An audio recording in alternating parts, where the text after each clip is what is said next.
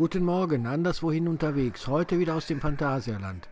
Und hier fahren wir heute mal mit der Geister-Rikscha, dem ältesten Fahrgeschäft hier im Phantasialand.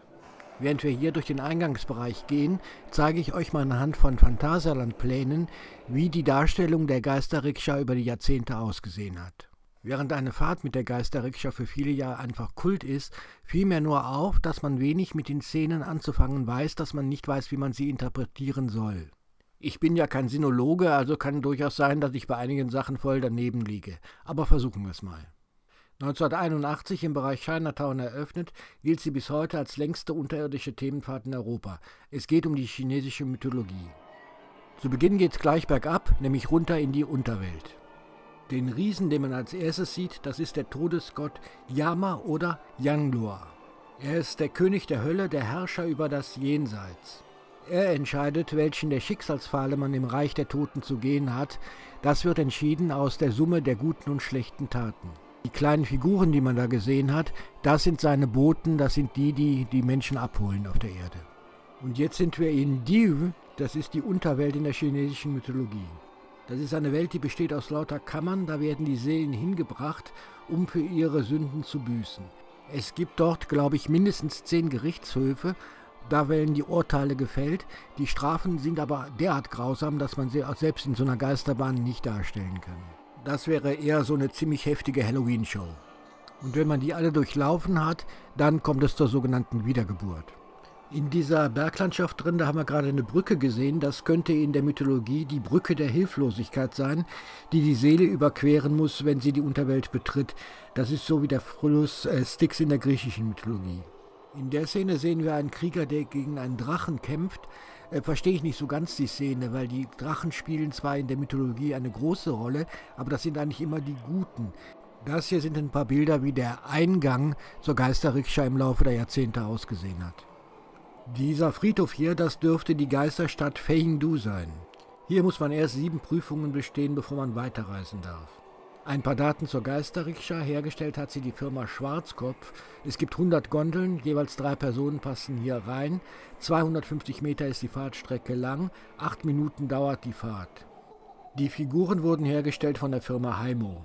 Das war ein deutscher Spielwarenhersteller, der stellte auch handbemalte Spiel- und Sammelfiguren her für den europäischen Markt, und zwar zwischen 1950 und 1980. Heute heißt die Firma Haimotion und sitzt in Jagdshausen. Haimo hat übrigens in den 50er Jahren mit dem amerikanischen Hersteller Louis Marx kooperiert. Dessen Schwerpunkt lag auf Figuren nach Motiven von Walt Disney. In der 5. Szene sieht man jetzt einen Baum mit einem Gesicht, davor eine Moor- oder Wasserlandschaft und da drin sind die 3 Köpfe, die da singen. Hier merkt man schon, dass die Geister-Rikscha eine Kopie vom Haunted House ist in Disneyland. Das wurde dort 1969 eröffnet. Dort sind die Köpfe halt singende Dichterköpfe. Hier haben bis vor ein paar Jahren noch Krokodile gegeneinander gekämpft und keine Drachen. Die Krokodile, die stammten übrigens aus dem Tanakra-Theater. Bis 1997 war an der Stelle ein Krake zu sehen. Hier zeige ich mal ein paar Bilder, wie Chinatown und auch die Geister-Rikscha in den Phantasialand-Prospekten beworben wurden. Phantasialand wurde von Schmidt-Löffelhardt gegründet und Gottlieb Löffelhardt ist auch derjenige, der die Geister-Rikscha entwickelt hat. Die Löffelhardts, das sind eine alte Schaustellerfamilie und 1949 ließen die bereits für Volksfeste die erste Geisterbahn bauen. 1970 ließ er beim MAK eine Geisterbahn bauen und die hieß Geister-Rikscha. Währenddessen sehen wir in der 7. Szene hier ein Geisterschiff, das passt zu der davorigen Szene, dem Kraken. Naja, China betreffend ist das eher eine Dschunke. Naja, zwischen der Geister-Rikscha, die Löffelhardt für die Volksfeste bauen ließ, und der Geister-Rikscha, die hier im Phantasialand steht, da gibt es kaum Ähnlichkeiten. Die für die Volksfeste, das war wohl mehr eine richtige Geisterbahn, die diente zum Erschrecken. Bis 1974 hat er die Geisterbahn dann für Volksfeste betrieben, danach ging es in den Holiday Park und anschließend zu einem Schausteller nach Soest. Heute soll sie angeblich irgendwo in China stehen. Weder den Kraken noch das Geisterschiff noch diese Szene hier, eine Schatzhöhle, kann ich aus der chinesischen Mythologie heraus erklären. Über den Schatzbergern, da schwebt ein Geist. Das könnte Shai Sen, der chinesische Gott des Reichtums, sein, weil der trug auf Darstellungen auch einen Stab in der Hand.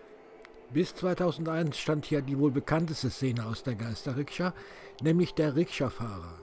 Er fuhr durch diese dunkle Landschaft, Nebel zu Füßen, und gleichzeitig hörte man sein Hey, hey ho, hey, hey ho. Die nächste Szene zeigt das sogenannte Geisterfest. In der Kultur Chinas gilt der 7. Monat als sogenannter Geistermonat.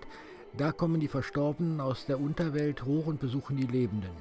Und dazu müssen die Lebenden den Verstorbenen zeigen, dass man noch an sie denkt. Sie stellen ihnen Essen hin. Und unten vor dem Tor, da steht ein Wächter, der guckt, wer hat etwas zu essen hingestellt bekommen und wer nicht. Und mit lachender und mit trauriger Maske zeigt er an, wer nach oben zu den Lebenden darf und wer nicht. Wir fahren jetzt hoch aus der Unterwelt und kommen an beim Geisterfest. Und ein Bild dieser Szene war in vielen Prospekten von Phantasialand zu sehen. Da ist ein Haus zu sehen, wo gerade ein Festmahl stattfindet, und unten im Keller, da sind die Geister der Verstorbenen unterwegs.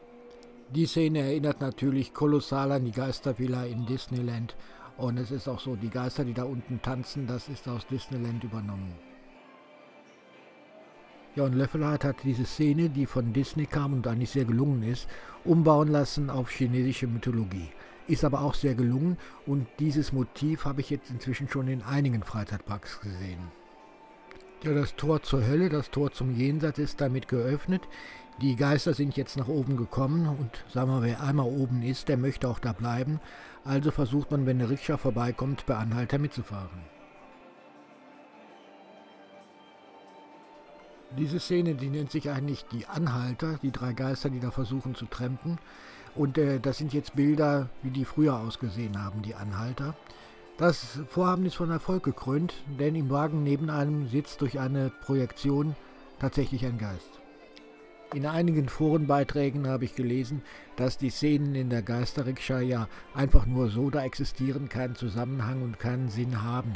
Ich hoffe, ich habe durch das, was ich jetzt erzählt habe, euch gezeigt, dass es doch einen Sinn hat, das Ganze, dass da doch eine Geschichte hintersteckt. Noch eine kleine Rarität: In den 90er Jahren hat Phantasialand eine englischsprachige Zeitung zum Park rausgegeben, und da waren auch Bilder der Geisterrikscha drin. Jetzt kommt die Schlussszene, und da begegnen wir wieder dem Todesgott, dem Gott der Unterwelt, und der will verhindern, dass wir wieder zurückkehren in die Welt der Lebenden. Er will uns einfangen, aber ihn haben einige Menschen anscheinend gekapert und fesseln ihn, und dadurch können wir entfliehen. Den Gott der Unterwelt erkennt man übrigens an der Keule, die er in der Hand hat. Die Szene erinnert ein bisschen an eine Szene, die in der Gondelfahrt 1001 Nacht war. Stimmt's? Phantasialand hat anscheinend immer ein Geheimnis gemacht aus der ganzen Unterweltgeschichte hier bei der Geisterrikscha. In einer Pressemitteilung zum 30-jährigen Jubiläum des Parks stand: Sie führt in das Reich der fernöstlichen Sagenwelt. In 8 Minuten geht es zu Geistern, Riesen, Piraten und Räubern. Lassen Sie in Ihrer Gondel einen Platz frei, denn Sie werden einen ungebetenen Gast aufnehmen müssen. Warum man nichts zur chinesischen Unterwelt sagt, weiß ich nicht. Vielleicht ist die Geschichte für Phantasialand nur zu heftig. So, ich hoffe, ich habe in meinen Interpretationen nicht so ganz daneben gelegen und ich habe etwas Licht ins Dunkel gebracht. In diesem Sinne, tschüss.